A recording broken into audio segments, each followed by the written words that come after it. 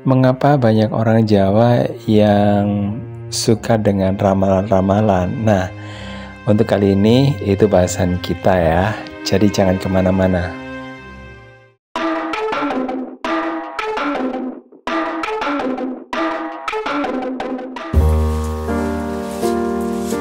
Ramalan bisa dikatakan sebagai sesuatu yang diprediksi akan terjadi atau mungkin diharapkan terjadi ya oleh sebagian orang, dan ternyata ini bagi orang Jawa dianggap sangat penting. Nah, beberapa hal yang mungkin bisa kita bahas ya di sini, salah satunya adalah ramalan Joyoboyo. Nah, Joyoboyo ini menurut orang Jawa dikatakan sebagai seorang raja yang hidup di zaman Kediri, yang kemudian bisa meramalkan tentang kondisi dari masyarakat yang ada di Jawa. Nah, seperti itu ya. Dan ada juga sih sebenarnya yang masih menyaksikan antara tokoh Joyoboyo dengan Jayabaya ya, karena dua tokoh ini adalah tokoh yang berbeda. Kalau Jayabaya itu, nah untuk pembedaannya kayak gitu ya. Kalau Jayabaya itu adalah seorang raja Kediri yang bisa dikatakan raja yang terbesar atau terkenal. Sementara Joyoboyo yang prediksinya atau ramalannya itu dipercaya sama orang Jawa. Nah, ini bisa dikatakan adalah tokoh yang mungkin bukan tokoh sejarah ya. Bukan Jayabaya yang dimaksud adalah seorang raja Kediri, tapi adalah tokoh yang mungkin sepertinya dengan tanda kutip meniru dari Raja Jayabaya itu.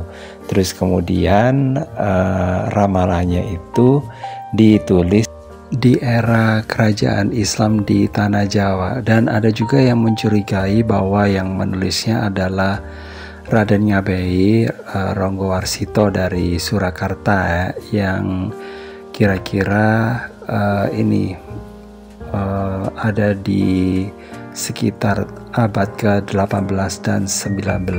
Jadi kayak gitu ya. Dan Raden Ngabei Ronggowarsito ini jelasnya di masa itu udah tahu ya dengan kondisi di Jawa yang lagi membangun rel kereta api atau jalur kereta api, dan juga mulai mengetahui tentang kemajuan-kemajuan yang ada di Jawa. Dan ini kemudian dimasukkan ke dalam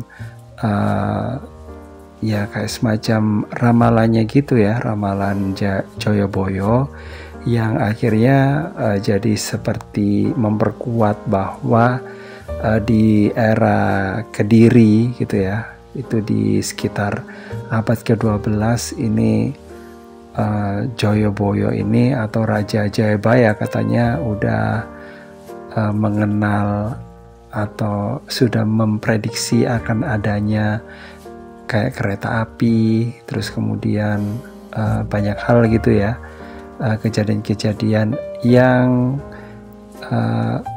harusnya itu tidak dikenali, tetapi bisa dikenali dengan detail gitu ya di kitab tersebut. Nah, ini kan memang kondisinya itu agak-agak mencurigakan juga ya, apalagi di masyarakat waktu itu memang lagi kondisinya itu lagi nggak pasti. Jadi masyarakat itu mulai mendekat ke ramalan-ramalan supaya mereka itu bisa menjadi tenang gitu ya dengan situasi masa depan mereka yang tidak pasti. Jadi kita bisa membayangkan gimana waktu itu Belanda menjajah tanah Jawa gitu ya, itu ratusan tahun, dan mereka atau orang-orang Jawa itu merasa bahwa keinginan untuk terbebas dari penjajahan itu nggak mereka dapatkan gitu ya. Dan dengan situasi yang tidak pasti ya, dan juga karena mereka itu tidak punya pilihan lain ya, akhirnya mereka mulai ini ya, menengok ke hal-hal yang bisa dijadikan sebagai rujukan gitu ya. Salah satunya adalah ramalan, jadi ya gitu. Nah, terus kemudian untuk ramalan yang lainnya jelasnya bisa ya, seperti primbon, ini primbon dari Sunan Bonang. Nah, mengapa Sunan Bonang ya ini kok bikin primbon? Ya, nah yang dimaksud dengan primbon Sunan Bonang ini sebenarnya bukan ramalan ya, ramalan yang semacam ramalan yang prediksi atau menjawab apa yang mereka inginkan, tapi lebih kepada apa yang sudah diajarkan di dalam agama Islam. Tentu saja tujuannya bukan untuk meramal nasib orang-orang yang ada saat itu, tetapi ditujukan untuk ya menegaskan kembali bahwa akan ada peristiwa-peristiwa yang sudah disebutkan di dalam Al-Quran, disebutkan di dalam hadis kayak gitu, sehingga membuat orang Jawa itu semakin tebal keimanannya. Jadi kayak gitu. Sementara untuk hal yang lainnya sebenarnya ada sih, seperti primbon yang berupa ya kayak ramalan-ramalan gitu ya, tentang mungkin kayak hari baik, mungkin kayak hal-hal yang layak untuk dihindari dan sebagainya. Ini sebagai kayak semacam pedoman lah ya gitu bagi orang Jawa, supaya mereka itu tidak tersesat ya untuk melakukan langkah-langkah, misalnya kalau mereka itu mau menikah gitu ya, atau mungkin mau membangun rumah, atau mungkin memilih hari saat mereka menanam, mungkin juga bisa kayak gitu. Itu ada patokan-patokan atau pedoman-pedoman supaya mereka tidak salah gitu ya, atau mungkin tidak menemui hambatan yang berarti. Jadi kayak gitu. Itu ya yang dimaksud dalam ramalan yang primbon sebagai pedoman untuk panduan gitu ya, untuk kehidupan sehari-hari kayak gitu.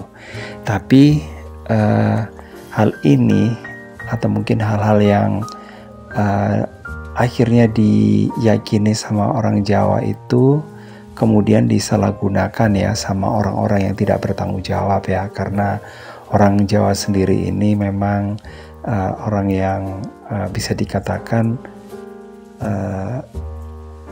ya neriman gitu ya. Neriman itu mau menerima tentang kondisi yang ada saat ini, sambil mereka itu berharap bahwa akan ada sesuatu atau seseorang terutama ya yang bisa membebaskan mereka atau mungkin membawa ke kehidupan yang lebih baik. Jadi kayak gitu. Dan ini kemudian akhirnya dibaca sama para dukun dengan, maksudnya dimaksud di sini adalah dukun-dukun itu adalah orang-orang yang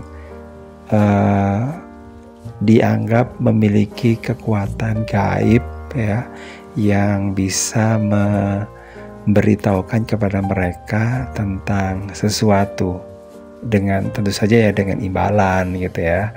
Dan akhirnya ya mereka akhirnya semakin terjerumus ya dalam dalam kekeliruan gitu ya. Dan ya memang ini ya memang agak rumit ya kalau ngobrolin tentang ramalan. Dan bagi orang-orang yang mungkin menyalahgunakan seperti para dukun ini, dan dukunnya itu dukun-dukun KW atau dukun palsu yang memanfaatkan situasi itu untuk keuntungan mereka ya. Dan ketika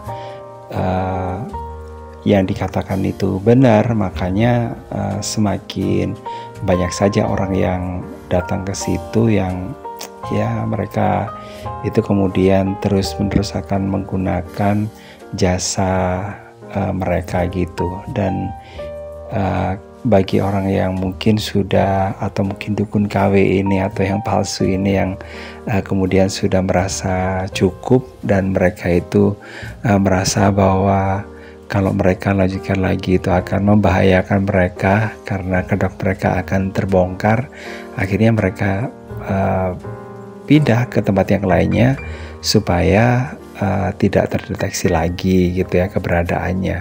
Nah ini yang kadang-kadang ya sangat miris ya kalau kondisinya.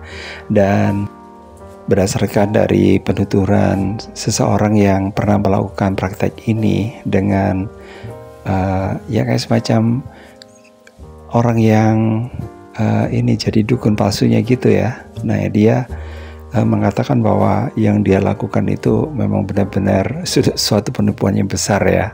Tapi kalau memang yang diomongkan itu akhirnya terbukti, ini gak jarang ya ada orang yang memberikan mobil, memberikan apa yang dia inginkan karena mungkin ini benar-benar terjadi atau kejadian gitu. Tapi sebenarnya sih ini memang benar-benar suatu faktor yang kebetulan saja dan ini diakui ya sama orang tersebut gitu ya waktu cerita ke saya. Dan untuk saya pribadi sih kalau ini ya kalau untuk menginginkan ya kehidupan yang lebih baik kayak gitu ya ya mudah aja sih, kita harus berusaha gitu ya tanpa harus mendatangi orang-orang yang seperti ini, apalagi akhirnya menemukan dukun yang KW atau yang palsu gitu ya.